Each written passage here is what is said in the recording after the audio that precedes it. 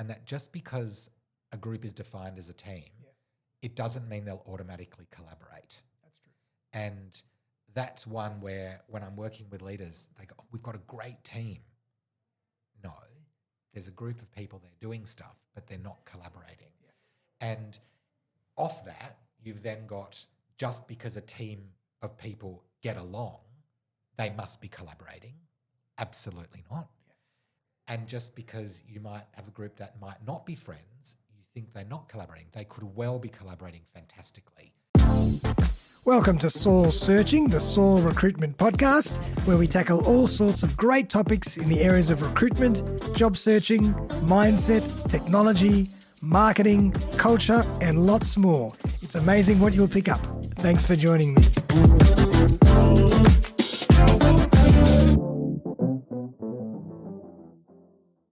I want to touch on remote teams because that's a big one. And it's happening more and more now that work is hybrid and people are almost demanding it.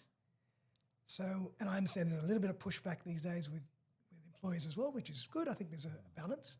But how do we optimize this when there's a lot of people working remotely?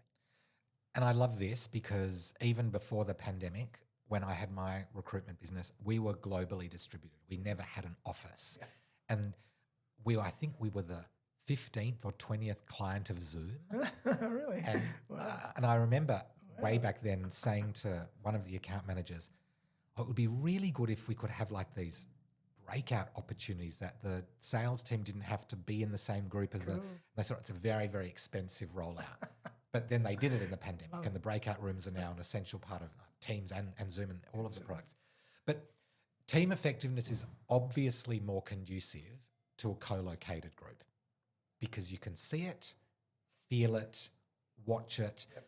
You can recognize people immediately for demonstrating a trait of effectiveness and trust and the right behaviours. Yep. Body language or communication is 80-90% non-verbal. Correct. So you can see it all.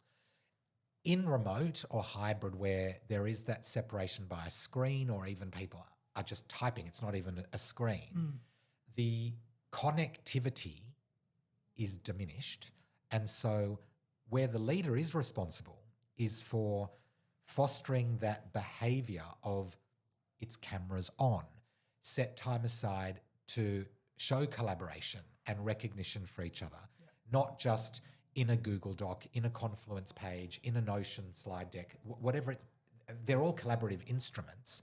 But when are we recognising our collaboration? When am I saying to the leader, Darren and I collaborated on this and I want to thank him for believing in my idea. And it was truly synergistic. Correct. And something happened. It was magic. It happened. Yeah. And like this podcast. And it's not just about, well, let's do a team whip on Zoom and just talk through your workflow. Yeah.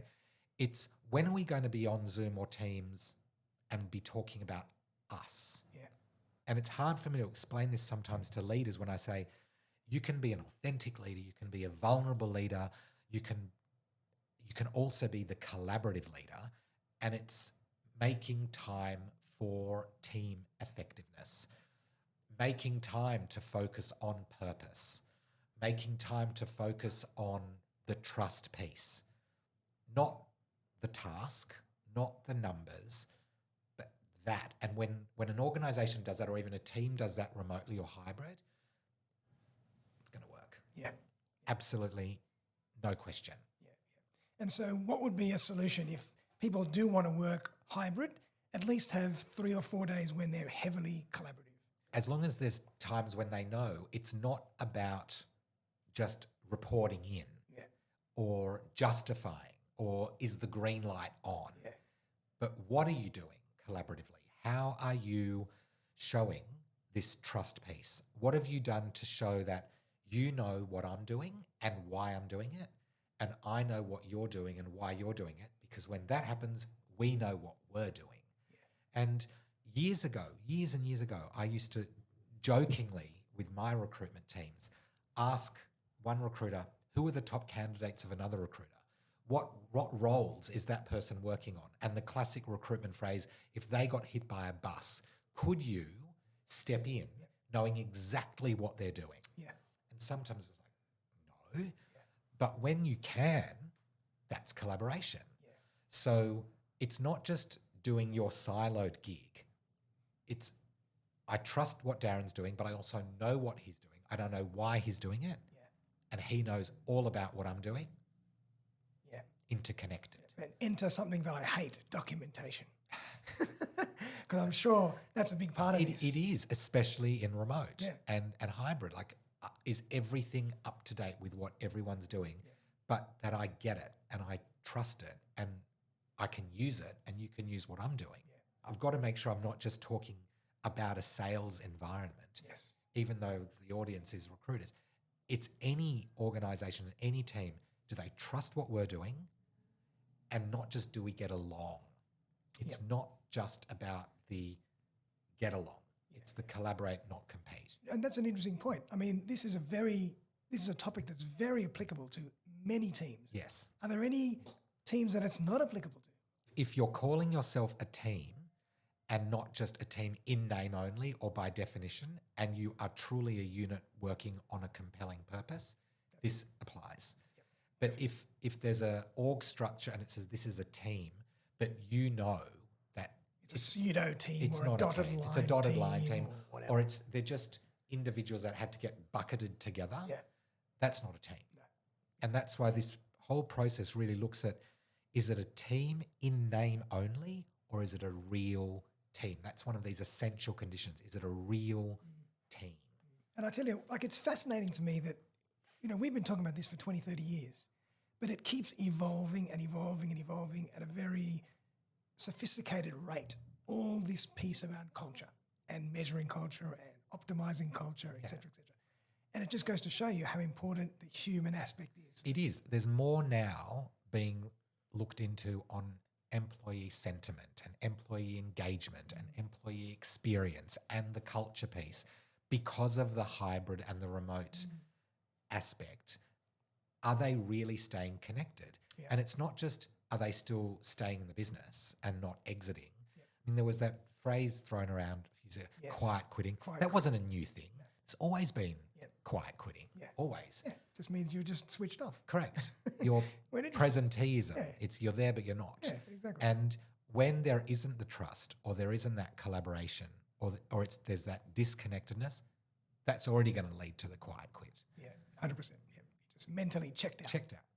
Yeah, you're there, but you're not there. Love it. Now, are there any myths that you hear a lot in this line of work that are absolute rubbish? Yes, there are some actually. The first I've already alluded to, but we can come back to it. And that just because a group is defined as a team, it doesn't mean they'll automatically collaborate. That's true. And that's one where when I'm working with leaders, they go, oh, we've got a great team. No, there's a group of people, they're doing stuff, but they're not collaborating. Yeah. And off that, you've then got, just because a team of people get along, they must be collaborating. Absolutely not. Yeah. And just because you might have a group that might not be friends, you think they're not collaborating. They could well be collaborating fantastically. And that's all around that assumption of group must equate to collaboration. As a label. We love to put labels on things. Yeah. And it's just absolutely not true. I mean, I wish it was my own teams that I've led before, but I've led teams that were totally imploding. Yeah. I've been parts of teams where you've gone, this is humming because there was true collaboration. This is years ago before I even knew what this phrase was all about. Yeah. But then, and I mentioned the word conflict before as well, another big myth is that it's best to avoid the conflict for the group to get along. Right. And that's just not correct. Yeah. On my LinkedIn profile, I think I call myself an interventionist.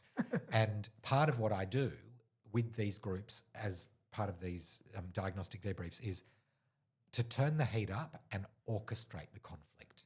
Wow. To surface it. It's there. Yeah. It's always under there. Bring it to the surface. Let's just bring it to the surface. Deal with it. And I encourage the group to do that to each other. And they go, we can't have conflict. You can, and it's better to. Because if you pretend everything's fine, it's not collaborating. No. It's wrong.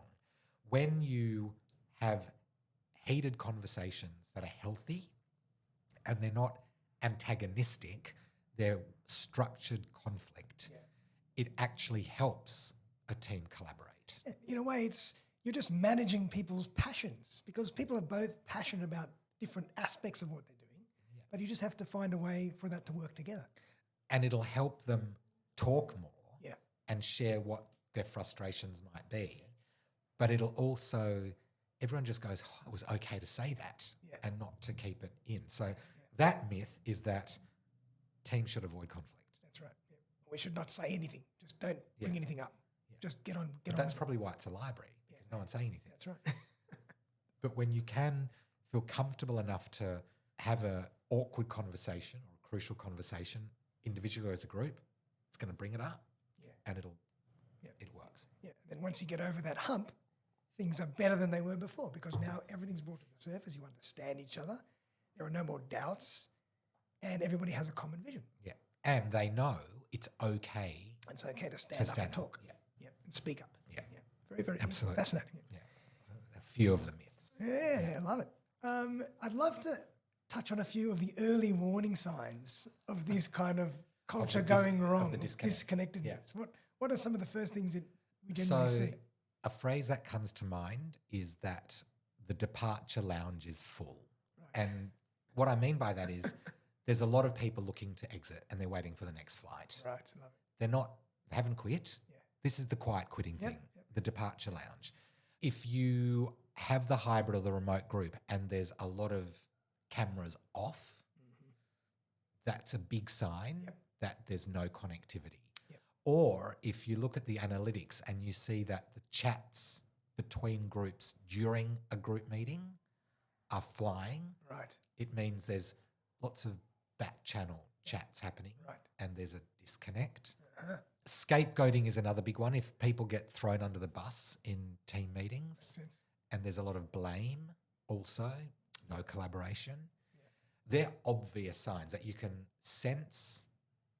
Why aren't I seeing everybody? Why is there so much back channel chit chat going on? Why am I not seeing people on here? Why is there so much blame in a meeting? Major signs and signals that it's not effective, there isn't the trust piece, and that there's a disconnect in the team. And would you say that as teams get bigger and bigger, that's where this starts to really foster? It does, and that's where this framework says that if a team gets bigger and bigger, there's probably sub-teams, and you then look at the effectiveness within the sub-teams as well. So ideally here we're looking at, I don't know, maybe 12 to 15 people. If a leader is saying there are 30 people here, there's probably 2 or 3 teams, and they would need to work out who are they and what are they doing, and potentially do a diagnostic on each one. But if it's that big, it's not a real team. It's too big. It's way too big. Looking back at all the different teams that I've worked in there are so many that you feel so alive when everybody's supportive and collaborative, and they'll go out of their way to help you and make sure you know what you're doing. And it's a beautiful place to work, as opposed to when people just leave you to work it out on your own and you can't stand it. You want to quit the next day. Yeah, you feel like you're drowning. No one's caring about what you're doing. You don't know your why, and you certainly don't know the group's why. And so it's just very task. It's not team. So a big part of this is just communication. Yeah. Simple, honest, open communication. That's part of the behaviour of collaboration. Yeah. Definitely. Any other behavioural traits of collaboration? Aside from obviously being able to articulate why you're doing stuff, it's also if you feel you're not behaving that way, that you start to think why. As an individual, why am I feeling like I'm pulling away from this group? What am I doing against that? What's underneath that? And if you can do that yourself, you might think, oh gosh, I'm realizing a lot about why I'm doing this. But if the team does it and there's a collective compelling agreement, or there's a team competing conflict, you'd work on that together. But that's a group behavior that, again, the leader needs to encourage. She can't force it. But to say, if we're feeling like we're not humming, let's look at why. What are we doing as this group that's conflicting there? Love that. And you brought up a really good point now, and also I wanted to touch on as well from earlier, is that it is easy to just enforce a certain way of being or a way of working, but that doesn't work. Not with this topic, because team effectiveness is not forced by a leader. It's created by the group and believed in by the group, and the systemic change of the whole group. The leader can suggest and guide it, but can't force it. What about leading by example? Well, that's the collaborative leadership, to explain the why and then help the group shift towards that. But it can't be you must bond, because it's not about bonding, and you must like each other, because it's not about liking each other. It's let's collaborate, let's trust, and let's have more of this cohesion and teamness. But it's let's find a way to allow this to grow. How do we optimize building of relationships in their own different individual ways? And recognize when it's happening. And thank people for when it's happening. That's true. And call people out if it's not. And that's another big one, is just say thank you. So many managers and leaders don't even say thank you. There has to be the recognition for doing this, but also the tougher conversations that, I don't know, it might spike for a week and then it just drops again. All cameras might be on for a week, but then it just drops again. The week after the retreat, everyone's high and then it drops again. That's when the leader's got to say, look, we've dropped. What are we What's happened? Going to do? What's happened to us? Let's have a meeting. Does anybody feel? Let's reset. What do you think the causes of this might have been? What are your thoughts? But to them, not to state them. Exactly. Let's workshop it together. Bring it out from the group. All right.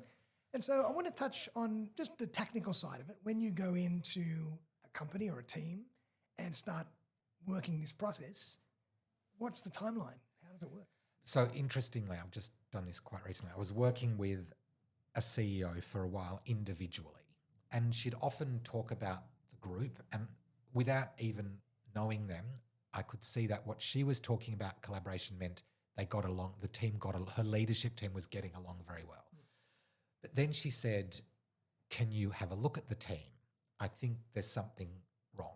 So we did the team effectiveness survey, we did the TDS, the team diagnostic survey, and she was quite mortified, actually, when we looked through the results, and she said, the group needs to see this immediately. And it was coinciding with the time where they were going to meet together, and she said, please, can you come to our quarterly planning and help us? And the time frame that she gave me to do that meant I could do 2 or 3 things in that time that I know would work. So we did the activities. There were a couple of more generic ones, and then we did something called the case consultation process, where as smaller groups, they start to unpack what they think is wrong.